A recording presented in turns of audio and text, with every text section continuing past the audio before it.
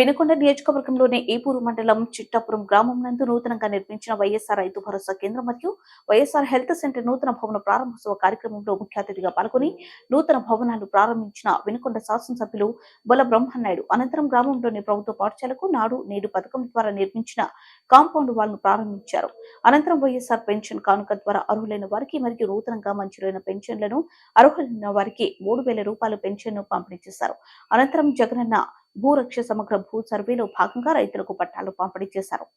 కూడా రెండు మాటలు చెప్పి మీరు చాలా ఆక్షేపించి ఉన్నారు. మరి జగన్మోహన్ రెడ్డి గారు మరి పెన్షన్ కార్యక్రమం మరి నిజంగా చెప్పాలంటే మీరందరూ ఒక్కసారి మనస్సు పెట్టి ఆలోచిస్తే గతంలో 1000 రూపాయలు పెన్షను ఆ 1000 రూపాయలు ఇస్తూ లాస్ట్కి వచ్చేవరకు జగన్మోహన్ రెడ్డి గారు 3 సంవత్సరాలు ఎలక్షన్ ఉందనగానే నేను అధికారంలోకి రాగానే 2,000 రూపాయలు ఇస్తానని అన్నాడు.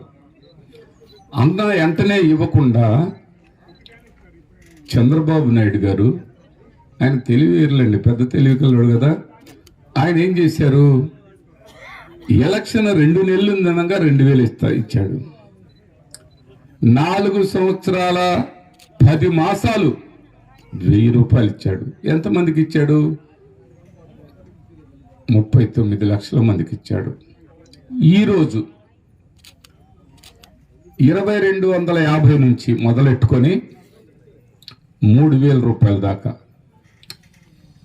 ఆనాడు 39 లక్షల మందికి పెన్షన్ ఉంటే ఈనాడు 69 లక్షల మందికి 3,000 రూపాయల కాడికి ఈనాటి ప్రభుత్వం అవ్వా తాతలకి, వితంతువులకి, వికలాంగులకి, చర్మ కళాకారులకి, చర్మ కార్మికులకి, డప్పు కళాకారులకి, ఇలా చెప్పుకుంటే ఏ ప్రభుత్వం ఎవరు ఏ విధంగా కూడా చేయలేనటువంటి అంత బ్రహ్మాండంగా అవ్వతాతలకి డోరు తట్టి 6 నుంచి 7 లోపు 3,000 రూపాయలు చేతిలో పెట్టే ప్రభుత్వం మన జగన్మోహన్